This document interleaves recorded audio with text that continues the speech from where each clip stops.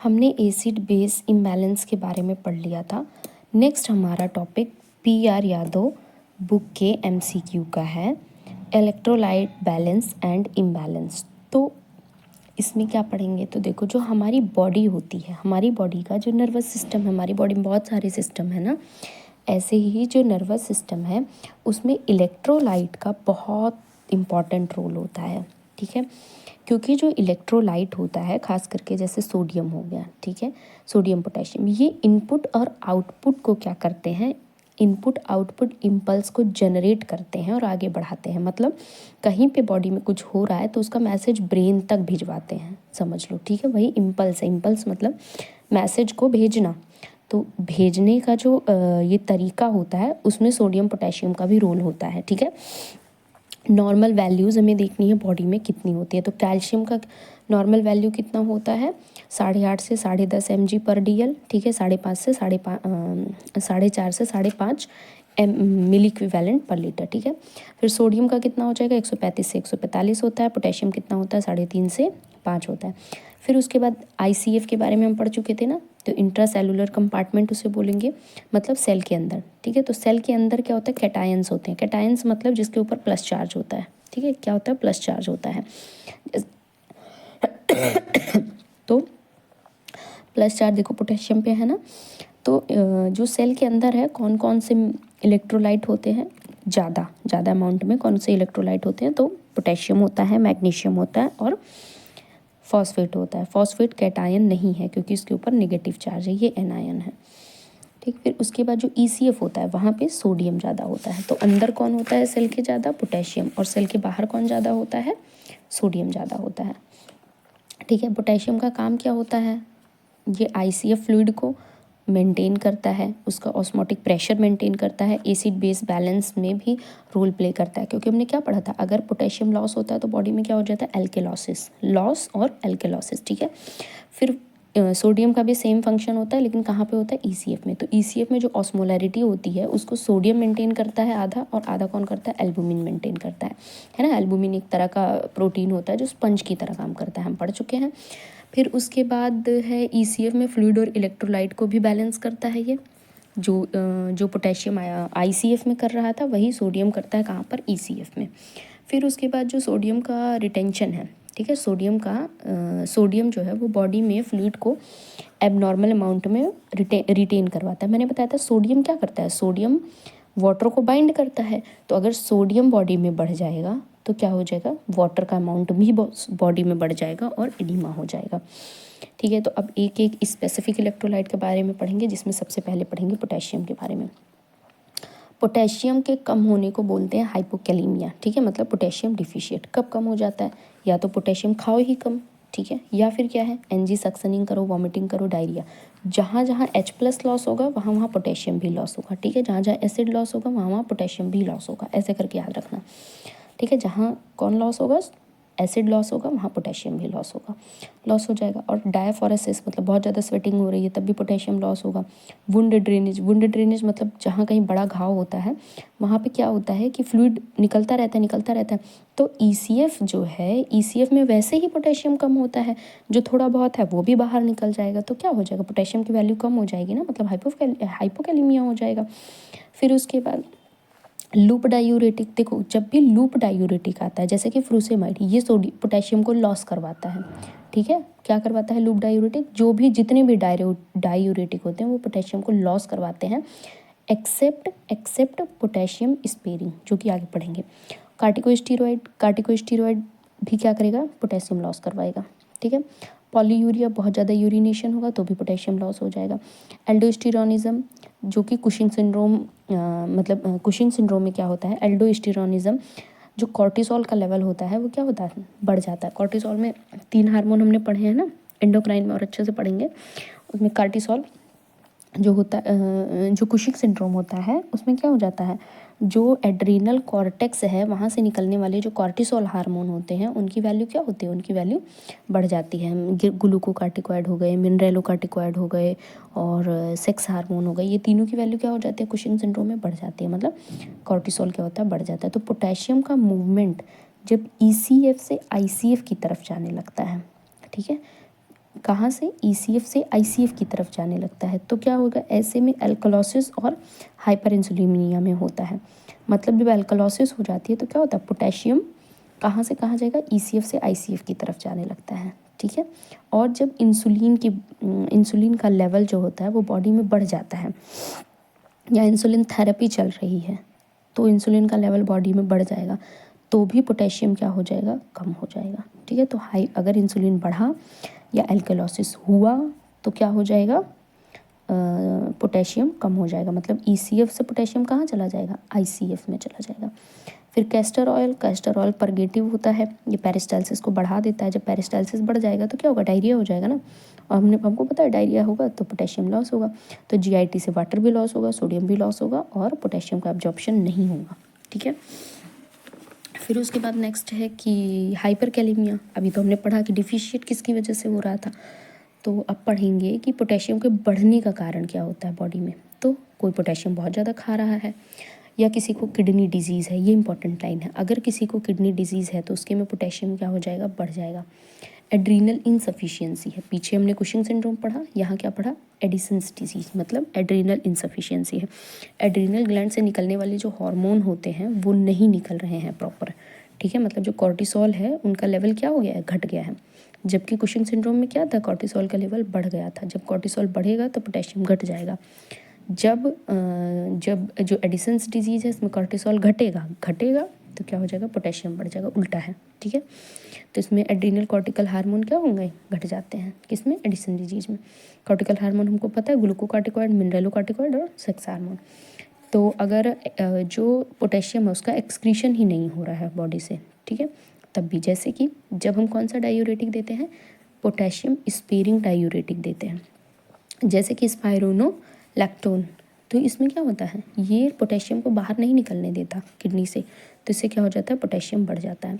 तो जब पोटेशियम का मूवमेंट आईसीएफ से ईसीएफ की तरफ आने लगे, ठीक है, वहाँ उल्टा था पीछे, आईसीएफ यहाँ पे आईसीएफ से ईसीएफ की तरफ आने लगेगा। तो जैसी बात है, ईसीएफ में क्या होगा, पोटेशियम बढ़ जाएगा, और ईसीएफ की ही वैल्यू को तो हम नापते हैं, तो क्या हो जाएगा, जैसे कि एसिडोसिस में ऐसा होगा, टिश्यू डैमेज होगा, मतलब कहीं चोट लग गई है तब भी होगा, ट्रॉमेटिक इंजरी हो गई है तब भी होगा, फिर हाइपर कैटाबॉलिज्म हो रहा है या हाइपर यूरिसीमिया हो रहा है, ठीक है। तो इन सब केसेस में क्या हो जाएगा, पोटेशियम का वैल्यू ईसीएफ में बढ़ जाएगा।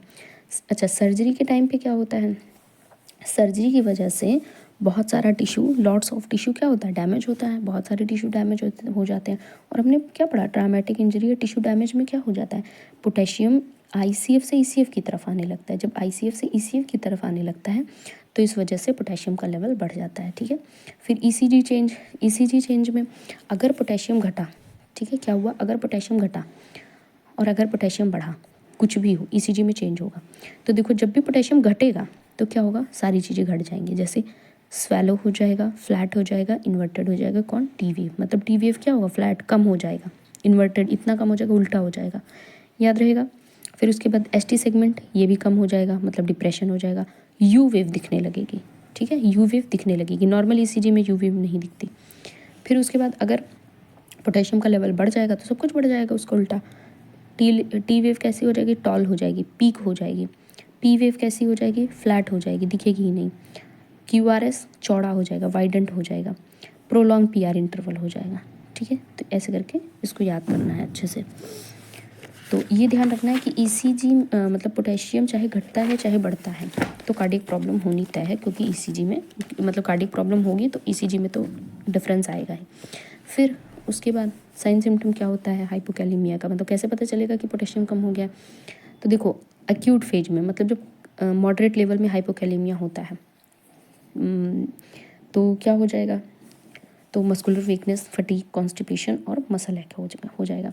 अगर पोटेशियम का लेवल 3 से भी कम हो जाए तब वो सिचुएशन खतरनाक हो जाएगी। तो क्या होगा, पैरालिटिकलियस हो जाएगा, बहुत ही सीवियर कॉन्स्टिपेशन हो जाएगा, पैरालिसिस हो सकती है, डिसरिदमिया हो सकता है, ऑर्थोस्टैटिक हाइपोटेंशन होता है, हाइपोएक्टिव या एब्सेंट बवल हो जाएगा, है ना, क्योंकि क्या होगा, ये पैरालिटिकलियस और पेरिस्टालसिस मूवमेंट ही जीरो हो जाएगा, तो उसकी वजह से क्या होगा, एब्डोमिनल डिस्टेंशन हो जाएगा, ठीक है।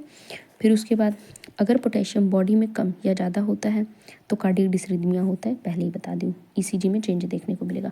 लूप डायूरेटिक फ्रूसेमाइड क्या करता है, पोटेशियम का लॉस करवाता है, जबकि हमने क्या पढ़ा था, जो स्पाइरोनोलैक्टेन है वो पोटेशियम को बढ़ा देता है। तो अगर किसी को लूप डायूरेटिक चल रहा है तो पोटेशियम को लॉस करवाएगा, तो इस केस में उसको पोटेशियम रिच डाइट देना होता है, क्योंकि भाई पोटेशियम ख़त्म हो रहा है, ठीक है, पोटेशियम ख़त्म हो रहा है, तो पोटेशियम रिच डाइट देंगे ताकि वो बैलेंस हो जाए। तो पोटेशियम रिच डाइट क्या हो जाएगा, केला हो गया, ऑरेंज जूस हो गया, स्पिनिच मतलब पालक हो गया, ठीक है, कैरेट हो गया, इन सब में क्या होता है, पोटेशियम ज़्यादा होता है। फिर उसके बाद हाइपरकैलेमिया का ट्रीटमेंट कैसे करते हैं, ये इंपॉर्टेंट है। मतलब पोटेशियम बॉडी में ज़्यादा हो गया है तब फिर हम क्या करेंगे। तो देखो, जो पोटेशियम बाइंडर मेडिकेशन होता है, ठीक है, potassium binder medication sodium polystyrene, ये क्या करता है, इसको हाइपरकैलेमिया के ट्रीटमेंट में दिया जाता है। इसको देने से जो जीआईटी में, मतलब कि जो जीआई ट्रैक में हमारे जो पोटेशियम आयन होता है ये उसको बाइंड कर लेता है, और बाइंड करके क्या करता है, तो जीआईटी में ये एब्जॉर्ब नहीं हो पाता, क्योंकि बाइंड करता है तो मॉलिक्यूल बड़ा हो जाता है, बड़ा हो जाता है तो एब्जॉर्ब नहीं होता, और क्या हो जाता है, एक्सक्रीट आउट हो जाता है। फिर उसके बाद अगर पोटेशियम बहुत ज़्यादा बढ़ गया तो आईवी कैल्शियम ग्लूकोनेट देते हैं, ये याद है ना, यह मैग्नीशियम सल्फेट का ये एंटीडोट होता है। कहाँ पढ़े हैं, वहाँ पे एक्लिम्शिया में पढ़े हैं ना, जब प्रीक्लिम्शिया एक्लिम्शिया में कैल्शियम, अरे मैग्नीशियम सल्फेट चलता है तो कैल्शियम ग्लूकोनेट को प्रिपेयर करके रखना होता है। यहाँ वहाँ पे भी पढ़े हैं गायनी में, और यहाँ पे भी जब पोटेशियम बढ़ जाएगा तो क्या देते हैं, कैल्शियम ग्लूकोनेट देते हैं। और कैल्शियम ग्लूकोनेट कब देंगे, जब सीवियर हाइपरकैलेमिया हो, मतलब ठीक है, हाइपरकैलेमिया हो, तो इस केस में क्या हो जाता है, मायोकार्डियल जो एक्साइटेबिलिटी हो जाती है उसका एवर्ट हो जाता है, ठीक है। तो याद रखना है, इसमें जो ईसीजी होता है पोटेशियम की वजह से चेंज होता है, ये हमको पता है, ठीक है। तो प्रायोरिटी में जब ईसीजी में जब चेंज होने लगे, ठीक है, जब ईसीजी में चेंज होने लगे तो फिर हमको कैल्शियम ग्लूकोनेट देना है। ईसीजी में चेंज नहीं हो रहा है, कम डिसबैलेंस है, तो पोटेशियम बाइंडर मेडिकेशन दे देंगे, लेकिन ज़्यादा डिसबैलेंस है तब, जब पता है कि हार्ट को प्रॉब्लम होने वाली है, तो कैल्शियम ग्लूकोनेट देंगे, ठीक है। कैसे देते हैं, आईवी देते हैं, स्लो देंगे, 10 ml देंगे 10 मिनट के लिए, मतलब 10 मिनट में 10 ml चलेगा, ठीक। फिर तीसरा मैनेजमेंट क्या है हाइपरकैलेमिया का, हमने पीछे पढ़ा था, जब बॉडी में इंसुलिन बढ़ जाता है ना, जब इंसुलिन बढ़ जाता है तो पोटेशियम क्या होता है, घट जाता है ना। तो इसीलिए हाइपरकैलेमिया इंसुलिन, मतलब ग्लूकोज के साथ इंसुलिन दे देंगे, ठीक है, क्योंकि इंसुलिन देंगे तो बॉडी में ग्लूकोज भी तो कम होगा, है ना, और हमें ग्लूकोज नहीं कम करना है, हमको क्या कम करना है, पोटेशियम। इसीलिए इंसुलिन के साथ क्या दे देंगे, ग्लूकोज दे देंगे। जब ग्लूकोज देंगे तो क्या हो जाएगा, जो ईसीएफ होगा, ईसीएफ से आईसीएफ की तरफ पोटेशियम जाने लगेगा, और आईसीएफ में तो पोटेशियम की वैल्यू हाई चाहिए ही, तो वहाँ हाई हो जाए कोई दिक्कत नहीं है, लेकिन ईसीएफ में हाई नहीं होना चाहिए। तो ईसीएफ से कहाँ चला जाएगा, आईसीएफ में चला जाएगा। जब ईसीएफ से आईसीएफ में चला जाएगा तो ईसीएफ में पोटेशियम का लेवल कम हो जाएगा ना, तो इसीलिए अगर पोटेशियम का लेवल ज़्यादा है तो इंसुलिन देंगे, किसके साथ, ग्लूकोज के साथ, ताकि ग्लूकोज मेंटेन रहे, ठीक है। फिर उसके बाद हाइपरकैलेमिया में इंसुलिन कितना देते हैं, 10 यूनिट 50 ml में, और 50% डेक्सट्रोज के साथ, क्योंकि इंसुलिन क्या करता है, ग्लूकोज भी कम कर देगा ना, तो इसलिए हमको 50% डेक्सट्रोज देना है।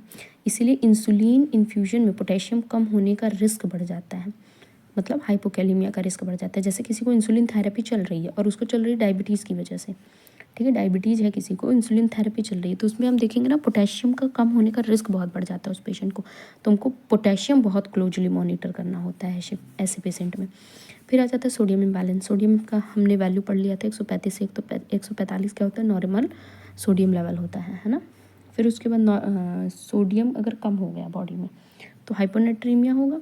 उसका साइन सिम्टम क्या होता है, तो जैसे डिहाइड्रेशन में होता है वैसे ही सोडियम में भी होता है, सोडियम कम होगा तो, क्योंकि सोडियम क्या करता है, वाटर को बाइंड करके रखता है, तो ये क्या करेगा, लो सोडियम हो जाएगा, तो क्या होगा, लिथार्जी, है ना, थकान लगेगी, सीजर, झटका आ सकता है, कन्फ्यूजन, कोमा भी हो सकता है अगर बहुत कम हो जाएगा, डिजीनेस, चक्कर आ जाएगा, मेंटल स्टेटस जो होगा अल्टर हो जाएगा। उसके बाद फिर क्या हो जाएगा कि मेंटल स्टेटस अल्टर नहीं होता है, मेंटल स्टेटस जो होता है हाइपरनेट्रीमिया में अल्टर होता है, ठीक है। मसल वीकनेस देखने को अल्टर होगा, बट हाइपरनेट्रीमिया में भी होगा, ठीक है। तो और जो है डिजीनेस होगा, गैस्ट्रिक मोबिलिटी भी बढ़ जाएगी, और उसके बाद हाइपर एक्टिव बबल साउंड जो होगा वो भी मतलब जो पेरिस्टाल्सिस मूवमेंट है वो भी बढ़ जाएगा, जिसकी वजह से क्या होगा, डायरिया होगा। जबकि पोटेशियम में उल्टा था, ठीक है। जब पोटेशियम कम हो रहा था तो बबल एक्टिविटी घट रही थी और कॉन्स्टिपेशन हो रहा था, जबकि सोडियम घटेगा तो क्या हो जाएगा, बबल एक्टिविटी बढ़ जाएगी और डायरिया होगा, स्केलेटल मसल वीकनेस होगी, ठीक है, ये सब होगा। फिर उसके बाद अगर सोडियम हाई हो जाता है, मतलब हाइपरनेट्रीमिया हो जाता है, तब क्या होगा, तो वही डिहाइड्रेशन वाला साइन, सॉरी यहाँ पे डिहाइड्रेशन नहीं, यहाँ पे डिहाइड्रेशन होगा। डिहाइड्रेशन का भी साइन सिम्टम यही था, ड्राई स्टिकी म्यूकस मेम्ब्रेन हो जाएगा, फ्लश्ड स्किन हो जाएगी, यूरिन आउटपुट घट जाएगा, ठीक है, क्योंकि क्या होगा, ये वाटर को बाइंड करके रख लेगा बॉडी में से वाटर को बाहर ही नहीं निकलने देगा, तो यूरिन आउटपुट घट जाएगा ना। ऑर्थोस्टैटिक डिजीनेस हो जाएगा। फिर उसके बाद थर्स्ट, प्यास लगेगी क्योंकि सोडियम बढ़ जाएगा। और अल्टर्ड मेंटल स्टेटस, अगर किसी को हाइपोनेट्रीमिया हो गया, मतलब क्या हो गया, जो सोडियम है उसकी वैल्यू घट गई, तो हमको उसको आईवी देना है, मतलब एनएस जो होगा आइसोटोनिक सलाइन 0.9%, क्या करेंगे, आइसोटोनिक सॉल्यूशन मतलब एनएस देंगे, ठीक है। कैसे देंगे, आईवी देंगे या फिर ओरल सॉल्ट देंगे। फिर डिसइक्विलिब्रियम एक सिंड्रोम होता है, इसके बारे में पढ़ेंगे। इसमें क्या होता है, जब हाइपरनेट्रीमिया हो जाता है, मतलब किसी में सोडियम की वैल्यू बढ़ जाती है, तो हम उसको रैपिडली करेक्ट करते हैं, मतलब बहुत जल्दी उसे करेक्ट करते हैं, वॉश आउट करते हैं बॉडी से। तो उस केस में क्या होता है, जो ब्लड का ऑस्मोटिक प्रेशर होता है वो बहुत तेज़ी से घट जाता है, क्योंकि हम बहुत तेज़ी से सही कर रहे हैं। बट जो CSF होता है वहाँ इतनी तेज़ी से नहीं घट पाता, वहाँ से इतना जल्दी सोडियम लॉस नहीं हो पाता, तो वहाँ का जो ऑस्मोटिक प्रेशर होता है वो बढ़ा का बढ़ा ही रहता है, ठीक है। तो वहाँ पे क्या होता है, बढ़ा का बढ़ा ही रहता है, तो जो पानी होता है, मतलब ब्लड में जो पानी था वो CSF की तरफ चला जाता है। मैं पहले बताई थी ना कि कैसे फ्लूइड का मूवमेंट होता है, तो ब्लड में जो पानी है वो कहाँ चला जाएगा, CSF में चला जाएगा, क्योंकि CSF की ऑस्मोलरिटी क्या है, ज़्यादा है, तो क्या हो जाएगा, सेरेब्रल एडिमा हो जाएगा, ठीक है, बहुत सीवियर हेडेक होगा। फिर calcium and other electrolyte imbalance में क्या हो जाएगा कि जो कैल्शियम होगा, कैल्शियम घटेगा तब, मतलब हाइपोकैल्सीमिया। इसमें क्या होगा, नर्वस सिस्टम जो है एक्सट्रीमली एक्साइटेबल हो जाता है, जिसकी वजह से क्या होता है, क्रैम्प्स आता है और टिटैनी होती है। तो अगर कैल्शियम डिक्रीज़ हो जाएगा तो क्या होगा कि जो नर्वस सिस्टम होगा वो एक्सट्रीमली एक्साइटेबल स्टेट में चला जाएगा, ठीक है। नर्वस सिस्टम कैसा हो जाएगा, मतलब एक्साइटेबल स्टेट में चला जाएगा, जिसकी वजह से बॉडी में क्रैम्प्स होगा और टिटैनी होने लगेगा, ठीक है। याद रखना, टिटनेस और टिटैनी अलग होता है। टिटनेस क्लास्ट्रीडियम टिटनी बैक्टीरिया की वजह से होता है और वो एक इन्फेक्शियस डिसऑर्डर है, ठीक है, इन्फेक्शियस डिजीज़ है। और जो कैल्शियम की कमी से होता है वो टिटैनी होता है, ये चीज़ याद रखना। फिर उसके बाद कैल्शियम कम होगा तो लैरेंजोस्पाज्म होगा, मतलब जो लैरिंग्स होगा उसका स्पाज्म होने लगेगा, और लैरिंग्स में जब भी स्पाज्म होते हैं, लैरिंग्स में कोई भी प्रॉब्लम होती है तो हॉर्सनेस साउंड बहुत कॉमन होता है, स्ट्राइडोर साउंड भी बहुत कॉमन होता है तब, ठीक है। ब्रेडिकार्डिया और हाइपोटेंशन, ट्विचिंग होने लगेगा, पैरेस्थीसिया होगा, इरिटेबिलिटी होगी, hyper active deep tendon reflex होगा, ये ध्यान रखना। और इसमें इंपॉर्टेंट है चॉपस्टिक साइन और ट्राउजर साइन, ये हम एंडोक्राइन में भी पढ़ेंगे, वहाँ पे भी इससे रिलेटेड बहुत क्वेश्चन है। जब PTH डिक्रीज होता है तो क्या होता है, कैल्शियम भी डिक्रीज हो जाता है, तो वहाँ पे भी चॉपस्टिक साइन और ट्राउजर साइन देखने को मिलता है, ठीक है, बहुत इंपॉर्टेंट है। फिर उसके बाद है कि जैसे हमने पीछे पढ़ा था, अगर पोटेशियम में डिसबैलेंस होता है तो ECG में चेंज देखने को मिलता है, ऐसे ही अगर कैल्शियम में डिसबैलेंस होता है तो भी ECG में क्या होता है, चेंज देखने को मिलता है, ठीक है।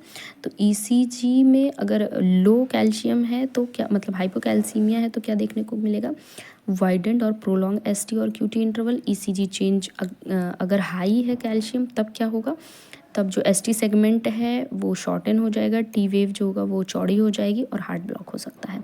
फिर मैग्नीशियम के बारे में पढ़ेंगे। पहले तो मैग्नीशियम हमने पढ़ा था, ICF में मैग्नीशियम ज़्यादा होता है ना, ICF में मैग्नीशियम ज़्यादा होता है। मैग्नीशियम जो होता है कैल्शियम की तरह ही मसल कॉन्ट्रैक्शन और नर्व ट्रांसमिशन को रेगुलेट करता है।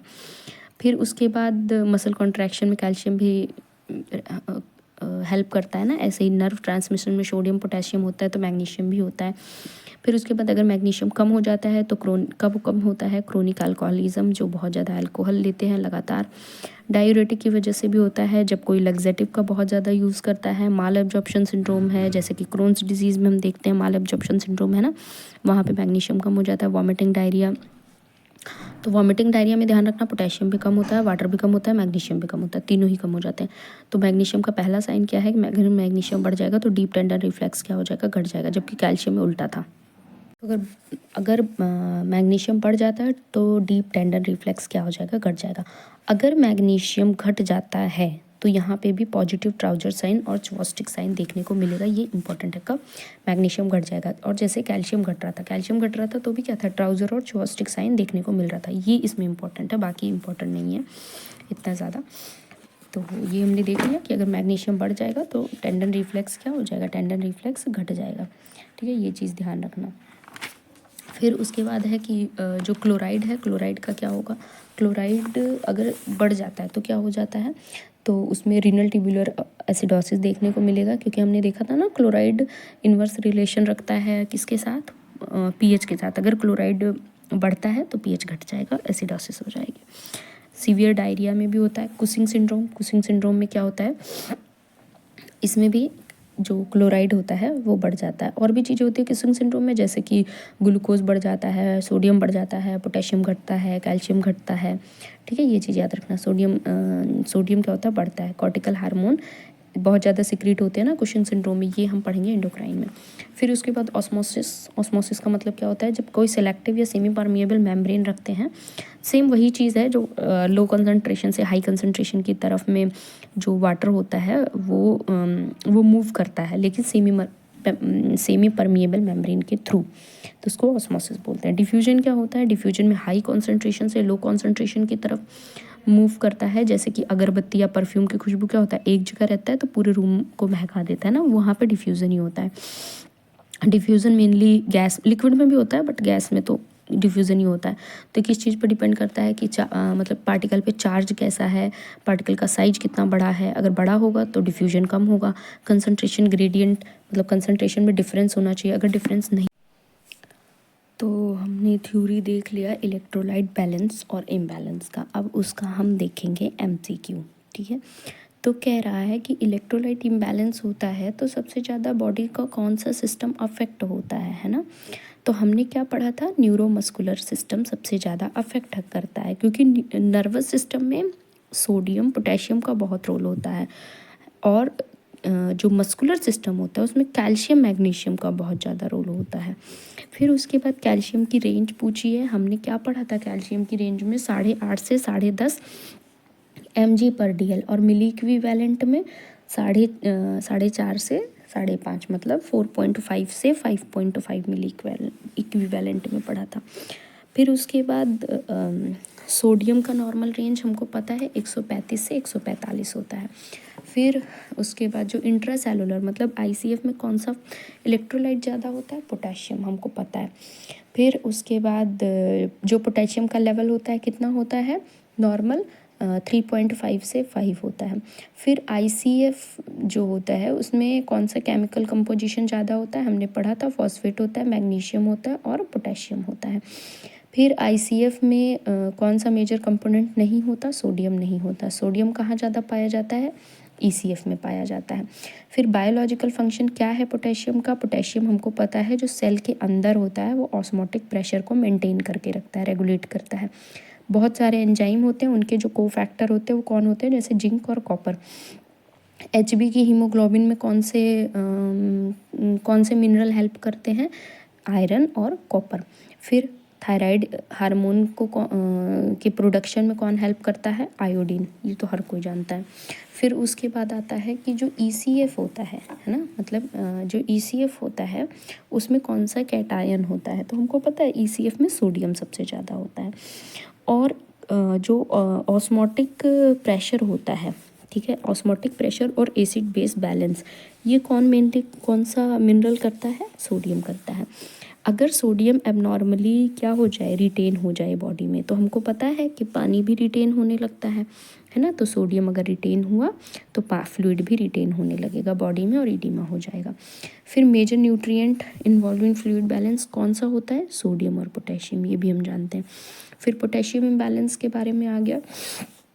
पोटेशियम डिफिशिएट किसकी वजह से होता है, तो पोटेशियम डिफिशिएट जब रिपीटेड एनजी सक्शनिंग होती है तो क्या हो जाता है, पोटेशियम कम हो जाता है। टिश्यू डैमेज में हमने पढ़ा था पोटेशियम बढ़ जाता है। एडिशन डिजीज में पोटेशियम बढ़ जाता है।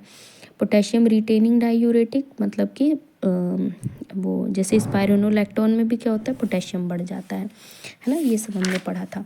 फिर उसके बाद जो एनजी ड्रेनेज है, मतलब किसी का एनजी, तो हम क्या जानते हैं, जब भी एसिड कंटेंट निकलेगा तो एसिड भी लॉस होगा, पोटेशियम भी लॉस होगा, एसिड भी लॉस होगा, पोटेशियम भी लॉस होगा और साथ में वाटर भी लॉस होगा। ठीक है, तो जब पोटेशियम लॉस होगा तो क्या हो जाएगा, हाइपोकैलेमिया हो जाएगा। फिर कह रहा है किसी को डायूरेटिक चल रहा है, लैसिक्स, हमको पता है लैसिक्स क्या है, लूप डायूरेटिक, तो पोटेशियम को क्या करेगा, ये कम कर देगा।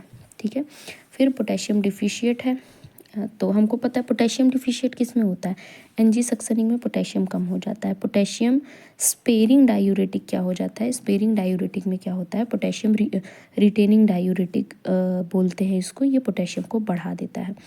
अगर रीनल डिजीज़ है तो भी पोटेशियम क्या हो जाएगा, बढ़ जाएगा, क्योंकि पोटेशियम बाहर नहीं निकलेगा। फिर उसके बाद अगर एडिशंस डिजीज़ है तो भी हमने क्या पढ़ा था, पोटेशियम बढ़ जाएगा। ठीक है, तो पोटेशियम घटता किस में, जब एनजी सक्शनिंग होती है। फिर परगेटिव कॉज हाइपोकैलेमिया, जैसे कि कैस्टर ऑयल, कैस्टर ऑयल क्या करता है, सोडियम, वाटर और पोटेशियम तीनों को कम कर देगा। नेक्स्ट पूछ रहा है कि पोटेशियम का जो वैल्यू है वो किस केस में बढ़ जाएगा, तो हमने क्या पढ़ा है, ट्रॉमेटिक इंजरी में जो आईसीएफ होता है वहाँ से फ्लूइड जाता है ईसीएफ में। ठीक है, ईसीएफ में जाता है तो पोटेशियम भी आईसीएफ से ईसीएफ में जाएगा, तो ईसीएफ में क्या हो जाएगा, पोटेशियम बढ़ जाएगा। ठीक है, तो वहाँ पे क्या हो जाएगा, पोटेशियम बढ़ जाएगा। कुशिंग सिंड्रोम में हमने क्या पढ़ा था, पोटेशियम घट जाता है, एडिशन में बढ़ता है। ठीक है, तो यहाँ बढ़ने का लिए पूछ रहा है। फिर अगला पूछ रहा है स्पाइरोनोलैक्टोन, हमको पता है स्पाइरोनोलैक्टोन के बारे में हमने क्या पढ़ा था, ये पोटेशियम रिटेनिंग होता है, मतलब पोटेशियम को बढ़ा देता है, मतलब हाइपरकैलेमिया करता है।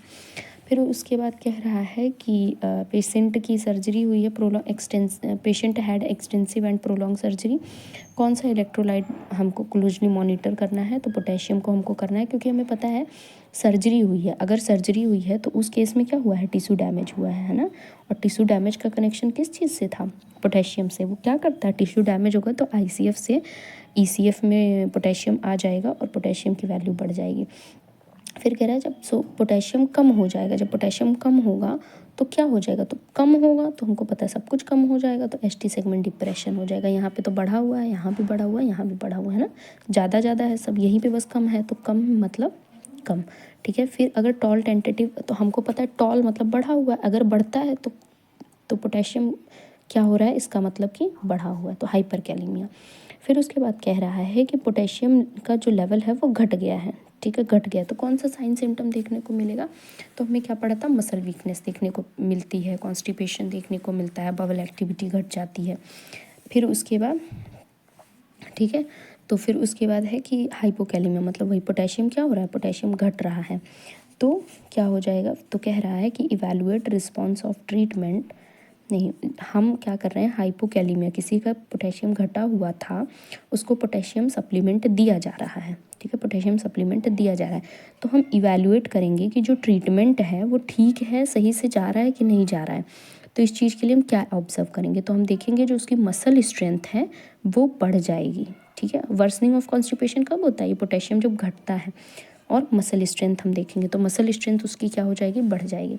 फिर उसके बाद कह रहा है कि हाइपोकैलेमिया मतलब पोटेशियम घटता है तो क्या हो जाएगा, एब्डोमिनल डिस्टेंशन, क्यों हो जाएगा, क्योंकि पैरालिसिस, मूवमेंट बिल्कुल जीरो हो जाएगा। ठीक है, तो कॉन्स्टिपेशन भी होगा सीवियर, और पेट जो है वो फूल जाएगा, मतलब एब्डोमिनल डिस्टेंशन हो जाएगा। फिर उसके बाद देखो यहाँ पे क्या हुआ है, यहाँ पे पोटेशियम का लेवल बढ़ गया है ना, 3.5 से 5.5 नॉर्मल था। ठीक है, तो उसके बाद 3.5 से 5 नॉर्मल था, तो यहाँ पे क्या है 6.2, तो पोटेशियम क्या हो गया है, बढ़ गया। हमको पता है पोटेशियम चाहे घटे चाहे बढ़े ईसीजी में चेंज होगा, मतलब हार्ट में प्रॉब्लम होगी। ठीक है, फिर उसके बाद कह रहा है किसी को इंड स्टेज रीनल डिजीज है, इंड स्टेज रीनल डिजीज है जिसकी वजह से पोटेशियम उसे बढ़ गया, तो हम क्या देखेंगे सबसे पहले, तो हमको पता है पोटेशियम सबसे पहले कहाँ देखने को मिलेगा, हमको ईसीजी में चेंज देखने को मिलेगा, तो ईसीजी देखेंगे, है ना, मतलब कार्डियक रिदम देखेंगे। फिर उसके बाद कह रहा है लूप डायूरेटिक है, तो हमको पता है लूप डायूरेटिक चल रहा है किसी को, और लूप डायूरेटिक में पोटेशियम क्या होता है, लॉस होता है। तो हमको पोटेशियम लॉस को बैलेंस करना है, तो बैलेंस करने के लिए पोटेशियम रिच उसको पोटेशियम रिच डाइट देंगे, जैसे केला हो गया, संतरा हो गया, पालक हो गया, ये सब चीज़ें। फिर पोटेशियम बाइंड किसको देंगे, जिसके में पोटेशियम ज़्यादा होगा, तभी तो पोटेशियम बाइंड मेडिकेशन देंगे, है ना। तो किस में देंगे, हाइपरकैलेमिया, जिसके में पोटेशियम ज़्यादा होगा। हाइपरकैलेमिया के लिए कौन सी ड्रग यूज़ करते हैं, मतलब वही पोटेशियम बाइंड के लिए एक तो पोटेशियम बाइंड था जिसमें हमने पॉलीस्टाइरीन यूज़ किया था, और अगर हाइपरकैलेमिया में तो पॉलीस्टाइरीन यहाँ दिया नहीं है, तो क्या होगा, कैल्शियम ग्लूकोनेट हम IV देते हैं, 10 मिनट के लिए देते हैं, 10 ml, ठीक है। हाइपरकैलेमिया को मैनेज कैसे करते हैं, इंसुलिन के साथ हम ग्लूकोज देते हैं, क्योंकि हमको पता है अगर बॉडी में इंसुलिन बढ़ेगी तो पोटेशियम घट जाएगा, क्योंकि जो देखो इंसुलिन क्या करता है, इंसुलिन ग्लूकोज को सेल में भेजता है, और जब सेल में ग्लूकोज जाता है तो उसी साथ पोटेशियम भी चला जाता है। तो ECF से पोटेशियम कहाँ चला जाएगा, सेल में चला जाएगा, ठीक है। तो इंसुलिन के साथ हम क्या देंगे, ग्लूकोज। कितना ग्लूकोज दे रहे थे, 10% डेक्सट्रोज दे रहे थे, है ना। कितना दे रहे थे, 10% डेक्सट्रोज दे रहे थे। फिर उसके बाद है कि कह रहा है कि इंसुलिन थेरेपी किस इलेक्ट्रोलाइट में हम यूज़ कर रहे थे, हमको पता है, पोटेशियम। फिर उसके बाद देखो क्वेश्चन आ गया, 10 ml जो है 10 यूनिट 50 ml में दे रहे हैं, 50% डेक्सट्रोज, हमको पता है ये किस थेरेपी में हम करते थे, हाइपरकैलेमिया में। फिर उसके बाद है कि जो हाइपोकैलेमिया, मतलब इंसुलिन अगर किसी को चल रहा है तो हमको पता है उसमें हाइपोकैलेमिया का रिस्क हो जाएगा, क्योंकि पोटेशियम क्या हो जाएगा, घट जाएगा। तो पोटेशियम इम्बैलेंस पढ़ लिया। अब क्या गया, सोडियम इम्बैलेंस। तो किसी को 115 मिली इक्विवेलेंट पर लीटर है सोडियम, इसका क्या मतलब है, सोडियम तो उसके में घटा हुआ है ना, 135 से 145 नॉर्मल था, तो घटा हुआ है, तो उसके में क्या चीज़ नहीं देखने को मिलेगी, मतलब एक्सेप्शन पूछा है ना, तो क्या नहीं, तो लिथार्जी तो होगा, सीजर भी होगा, कन्फ्यूजन भी होगी, सब एरेक्नोइड हेमरेज चोट में होता है, किसी को चोट लग गई है ब्रेन में तब होगा, ठीक है। फिर उसके बाद कह रहा है कि रीनल डिजीज़ है किसी को, लैब वैल्यू हमने देखी, सोडियम का जो लेवल है वो कितना है, 148 है, तो 135 से 145 होना था, है ना, 135 से 145 होना था। तो हम क्या देखेंगे, तो हमको पता है सोडियम बढ़ रहा है, तो सोडियम बढ़ रहा है, डिहाइड्रेशन का साइन देखने को मिलेगा, ड्राई और स्टिकी म्यूकस मेम्ब्रेन। फिर उसके बाद कह रहा है कि हाइपरनेट्रीमिया का मतलब है कि सोडियम बढ़ रहा है, और जब सोडियम बढ़ा हुआ है उसका रैपिड करेक्शन किया जा रहा है, तो कौन सी प्रॉब्लम होगी, सेरेब्रल एडिमा। हमने पढ़ा था ना, रैपिड करेक्शन, अगर मतलब सोडियम को हम जल्दी जल्दी निकाल रहे हैं बॉडी से, तो CSF से तो निकलेगा नहीं, तो CSF में पानी चला जाएगा, तो पानी चला जाएगा, सेरेब्रल एडिमा हो जाएगा, सीवियर हेडेक होगा।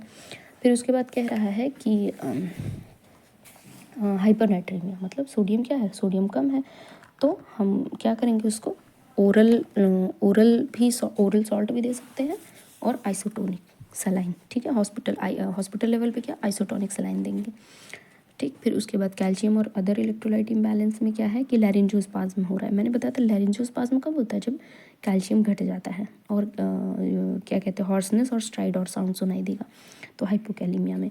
और ये भी पढ़ा था कि पोटेशियम की तरह कैल्शियम भी घटे या बढ़े तो क्या हो जाएगा, कैल्शियम घटे या बढ़े तब भी ECG में चेंज हो जाएगा, तो यहाँ पे क्या हो जाएगा, हाइपोकैलेमिया। और हाइपोकैलेमिया में हमने क्या पढ़ा था, QT इंटरवल वाइडन हो जाता है, चौड़ा हो जाता है, ठीक है। जब कैल्शियम घटता है तो QT इंटरवल क्या हो जाता है, वाइडेंड हो जाता है, जबकि जब कैल्शियम बढ़ता है तो T वेव वाइडन हो जाती है। फिर उसके बाद मैग्नीशियम के बारे में कह रहा है, हाइपोमैग्नीशीमिया है, ठीक है, मतलब मैग्नीशियम कम है। जब मैग्नीशियम कम हो जाएगा तो डीप टेंडन रिफ्लेक्स क्या हो जाएगा, डीप टेंडन रिफ्लेक्स भी घट जाएगा। मैग्नीशियम कम होगा नहीं, for mother receiving magnesium sulphate, एक मदर है वो मैग्नीशियम सल्फेट ले रही है, for symptom of hypomagnesaemia and important sign for the nurse note first. तो हाइपोमैग्नीसीमिया है तो क्या देखने को मिलता है, हमको पता है ट्राउजर साइन, चोस्टिक साइन तो कॉमन है, तो यहाँ पे जो डीप टेंडन रिफ्लेक्स है वो भी देखने को मिलेगा। तो यहाँ पे क्या हो जाएगा, मतलब कि मैग्नीशियम, देखो यहाँ क्वेश्चन कह रहा है कि मैग्नीशियम सल्फेट चल रहा है एक मदर को, किस लिए चल रहा है, क्योंकि उसके में मैग्नीशियम कम था, मतलब हाइपोमैग्नीशीमिया था। अगर हाइपोमैग्नीसीमिया था उसको तो मैग्नीशियम चल रहा था, तो हम क्या देखेंगे, हम ये देखेंगे कि मैग्नीशियम चल रहा है तो मैग्नीशियम ज़्यादा हो सकता है ना, मैग्नीशियम बढ़ सकता है ब्लड में। और हमको पता है जब मैग्नीशियम बढ़ता है तो उसका साइन क्या था, जो टेंडन रिफ्लेक्स है वो या तो एब्सेंट हो जाएगी या घट जाएगी, तो ये आंसर हो जाएगा। ठीक है, फिर उसके बाद कह रहा है कि जो which of the following not a contributory factor of hypomagnesemia. तो हाइपोथायराइडिज्म से कोई मतलब नहीं है, क्योंकि क्रोनिक अल्कोहलिज्म में क्या होता है, मैग्नीशियम घट जाता है। लग्जेटिव का यूज़ करने से भी, बहुत लंबे टाइम से लग्जेटिव का यूज़ कर रहे हैं तो भी मैग्नीशियम क्या होगा, घट जाएगा, क्योंकि मैग्नीशियम एब्जॉर्ब नहीं होगा। माल अब्जॉर्प्शन डिसऑर्डर हमने पढ़ा ही था। फिर उसके बाद आ जाता है कि मसल कॉन्ट्रैक्शन और नर्व ट्रांसमिशन में कौन सा मिनरल हेल्प करेगा, तो यहाँ के अकॉर्डिंग, ऑप्शन के अकॉर्डिंग तो यहाँ मैग्नीशियम होगा। फिर उसके बाद कह रहा है कि इंक्रीज सीरम क्लोराइड लेवल और seen in all of the following except, मतलब सीरम क्लोराइड जो है, क्लोराइड की वैल्यू बढ़ रही है तो क्या नहीं होगा, तो रीनल ट्यूब्यूलर एसिडोसिस होगा, क्योंकि हमको पता है क्लोराइड पीएच का उल्टा होता है। सीवियर डायरिया भी होगा। कुशिंग सिंड्रोम में हम देखते ही हैं वाटर इंटॉक्सिकेशन से क्लोराइड का रिलेशन नहीं है। ठीक है, फिर ये ऑस्मोसिस प्रोसेस के बारे में बता रहा है। जब भी सेमी परमिएबल मेम्ब्रेन के बारे में लिख के आएगा वहाँ ऑस्मोसिस ही होता है। ठीक है, ये चीज़ ध्यान रखना। अगर सेमी परमिएबल मेम्ब्रेन है तो वहाँ कौन सी प्रोसेस होती है, ऑस्मोसिस होती है।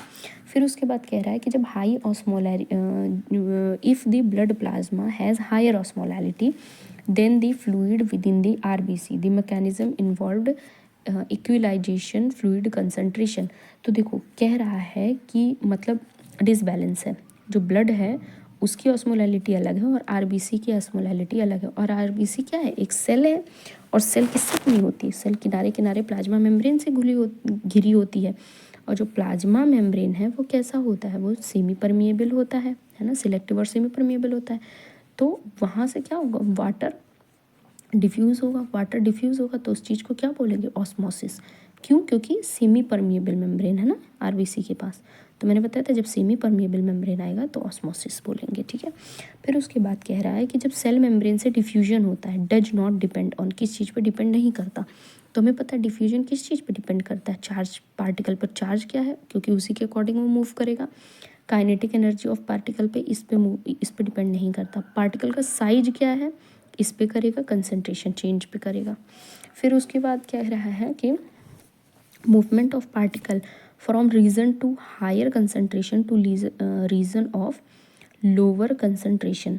तो इस चीज़ को क्या कहेंगे, जब पार्टिकल मूव करता है हाई कंसंट्रेशन से लोअर कंसंट्रेशन, मतलब ज़्यादा गाढ़ेपन से कम गाढ़ेपन की तरफ जाता है, तो इस चीज़ को क्या बोलते हैं, हाइड्रोलिसिस, क्योंकि पानी मूव करता है।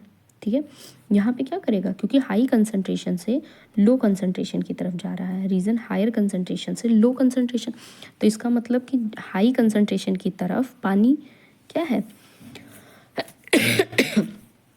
पानी तो मूव करेगा, हाई कंसंट्रेशन में पानी कम होगा, लोअर कंसंट्रेशन में पानी ज़्यादा होगा। ठीक है, तो जब पार्टिकल क्या होगा, जहाँ लोअर कंसंट्रेशन होगा, मतलब जहाँ पानी ज़्यादा होगा वहीं तो पार्टिकल मूव करेगा, वहीं तो जाएगा जहाँ पे कम गाढ़ापन होगा, तो क्या हो जाएगा, ये हाइड्रोलिसिस बोलेंगे इसको।